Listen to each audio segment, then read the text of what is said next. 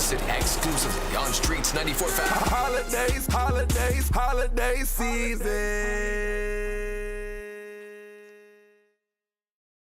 I'm light skinned. Yeah, he's the coolest light skinned brother I've ever met other than Stix. I'm saying a lot with Stix in the room. I said the Stix, the baby. coolest. It's all good. I'll be second to Stix. Elliott Wilson is in here right now, ladies and gentlemen, man. Rapradar.com crown, Brook man. is excited. This is like the first big interview other than like Big Sean. I feel like Brook got a lot of questions for me, man. No, listen, though. When she knew you were coming, she really got excited, like when we told her Big Sean came, because she has a crush on Big Sean. Big Sean? I think she really admires you a lot. That's Big Sean. So what's some of your favorite interviews thus far? In the Crown series? Yes, sir. Everybody says Drake is the best, right? Everybody says, I think, I hate Did you feel like you got the most out of that? No, let me tell you about the Drake one. I did the Drake one in New York City, NYU, and like the crowd was crazy. You had like 700 people, they all paid. And Drake came out, he was just mad charged. Think about Drake doing the whole like ESPYs on. He's a great artist, but he's also an entertainer. Like he's a ham. Yeah. So like him with the crowd, this adoring crowd, like I felt like he just ran over me during the interview. Like I tried to keep up, but there was times when the rare for me, like I really blacked out in the interview and kind of got lost in like the excitement and like talking to him. And like he was great. And like when we edited it, you see it on video, I think I look a lot better in it. Like I held my own. But in the moment, there's moments where like I'm not that sharp and like, and I felt like when we walked off stage, Drake was like, how'd it go? I thought it was great, Like I was alright, you was dope. I was alright. And I was mad irritated. So it's like a lot of them I'd be so emotionally spent at the end, I don't appreciate it. But like I think Drake is still the standard because I got Drake at the right time on the eve of the record. But the last one with Lil Wayne I'm very proud of because I didn't know Lil Wayne and he's not the easiest interview and he gave me a lot and it was a really great moment. Yeah, exactly. But hands down, my favorite is Jay-Z. I'm sorry. Oh, the Truth. Yeah, that's the Truth. But it feels like a crown. But yeah, that meant a lot. I got the Wayne one based off the Jay-Z Truth because Cortez, Wayne's manager, saw the Jay-Z Truth and he was like, that was amazing. Like, I wanted something like that with Wayne. My like, presence is a charity. Yeah. That's the thing. When I tweeted that. Like, when I was talking to him and like he was talking about George Zimmerman and all that stuff, I was looking, oh my God, like this is gonna be everywhere. Like, in the moment, I knew it was gonna be there. Like it got to CNN, but even in that moment when he called George Zimmerman a mall cop and all that stuff about Trayvon, I was like, this is gonna go like, and I was like, my yellow bus doing like the big political black interview, but the timing was great because that day.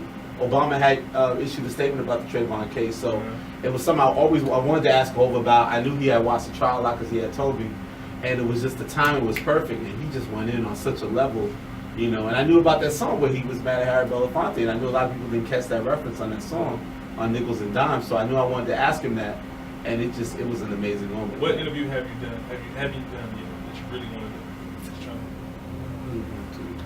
It's got to be the right timing. I can't get Kanye yet or Eminem. Kanye, wow. Nas is not feeling me. What about Pharrell? Pharrell's turned me down several times. He did? Yes, turned me down. He was just crying. People tell me no all the time. They go to Oprah, man. They don't love Miami. They go to Oprah. Let me ask you. I get told all the time, bro. I want to know, since this is what you do, you interview people. What did you think? Did you watch when August Alsina was on 106 and Park and he kind of clapped back at the young lady? Yeah, what would you have done? Do you think that his etiquette was appropriate or inappropriate? I mean, he turned up. I only saw that one small clip, to be fair. He's like that. And his whole thing was that, a lot of times those type of TV things, they do the pre-interview and then they prepare everything for when you go out. So I guess they agreed off camera. We're not going to ask you when we get on camera. He came up here on Friday and he told us, he said, I pre-warned them several times. I'm going to turn up. I told my publicist, please. He said, he used the word beg. He said, I begged them not to ask me that question because I want to make it about my album, because my album's dedicated to my little brother. He died. And he said he just lost it. I mean, he's got a different persona. Like, he's not playing the artist thing. He's still raw. He's a raw talent. He's a raw brother, straight off the streets. And I think he felt because of the pre-interview saying, okay, we'll let it slide, to then turn to ask him on the air, he felt angry and betrayed. So, I mean, that's the thing you risk that. I mean, even look at the Drake-Jay-Z conflict. That may be based off a comment that Drake made that supposedly was off the record about him being critical about it. So you never know. It depends on the journalist and the radio person how honorable you're going to be. Yeah. I'm sure you know how a lot of cats tell you things off the record. You don't go to the box and say, so you just have to kind of respect the person that's with it. But I think that, no disrespect to BET, but I don't know if people really respect that show in that sense of that. No. And who those hosts are. So I mean, I don't like that. You like the Breakfast Club.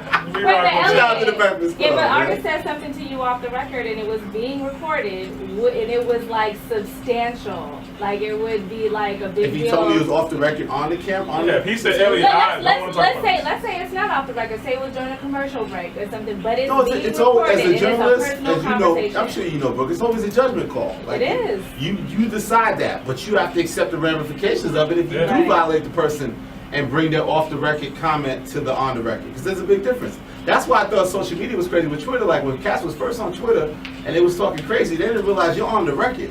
Like once you say that's on the record, like, even if you delete it 10 minutes later, somebody screen capped it. Like in the beginning when we started rapradar.com, we started using those as posts. Like they don't understand when they like this guy's on the record. Like you can delete it 10 minutes later, but it's out there. Like once you put it out there, it's on the record. So I mean, this times I wrote a Jay-Z article for Vibe magazine back in the day.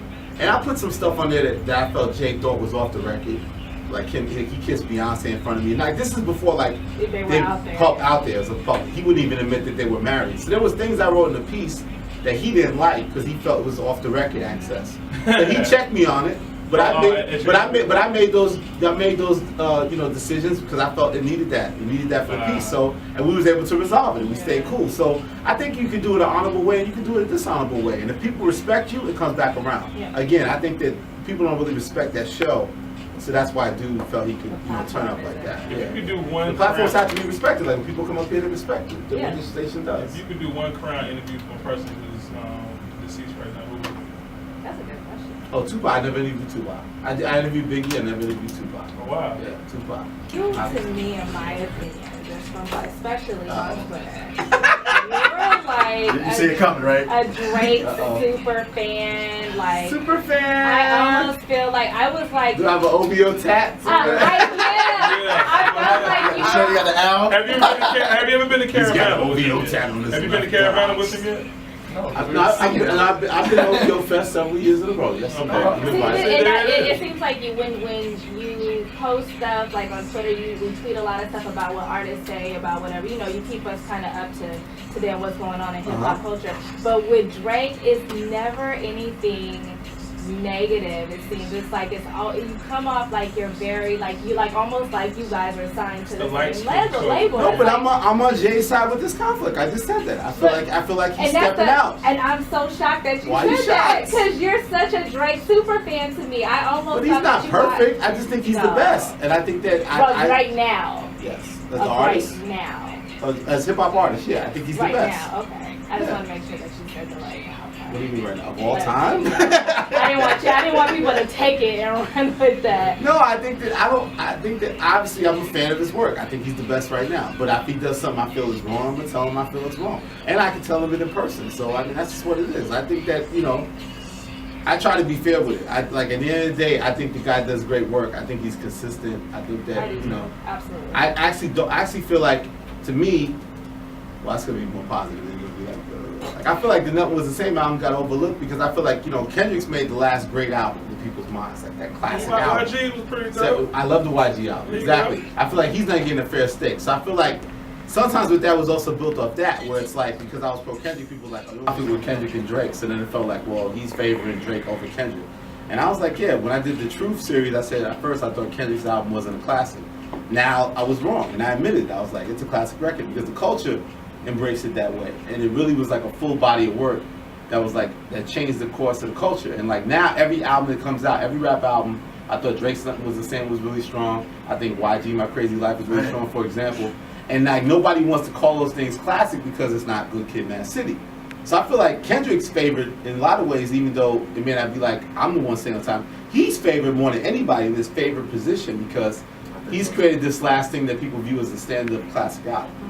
So that's one thing I think is interesting. So I think that I just like to state it because I think it's always just, I think I overly state it because I just think it's controversial to people that a Toronto kid who's like half Jewish is like the top rapper.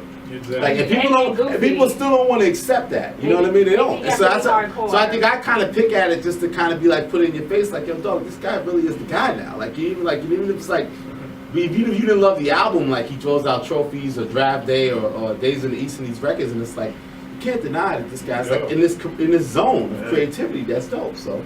Well, April 22nd, another guy's album comes out, Future, and you are doing Crown. And you know, Drake told me about Future when I thought Future wasn't dope. I was like, Tony Montana, what is that? I don't know none of that. Now, Drake is really up on his music because that's only because we frequently go to Toronto a lot to do parties. I do, and Drake and his crew, they really know about records. Yeah, they want to know who's popping. They want to know who's popping. Yeah, exactly. And like he told me about when he jumped on Tony Montana, I remember when I hit him, I was like, yo, what is this? You jumping on? He's like, I don't know about that joint, but he's like, that's dope, man. That song is dope. Like he just clowned me. Like he had nothing for me. And then like, you know, I started hearing more about Future and starting to understand how dominant he was in your market down here, like for the last couple of years. You know, Future started easy 4 or 5 minutes. And 30 minutes in the club, all Future. Strip club. All Future. Future. So I went from impressing like B-Dot, who runs Rap Radar, you know, the day-to-day of it. He's so anti-Future, and I'm like, yo, you gotta listen to dog. Like you don't get it, like. You know, so we have a conflict about that. So I was known. I felt like Future felt like, well, Rap Radar doesn't show love to him or really is critical of him. Like I don't mess with him. And I started to become a believer in this town and started to understand him. So when we started building a relationship, and again, I did the Truth series, and I called him the hottest MC. This was like last year, because he had Karate Chop and Bugatti and all these records was out, and I was like, yo, he's the hottest right now.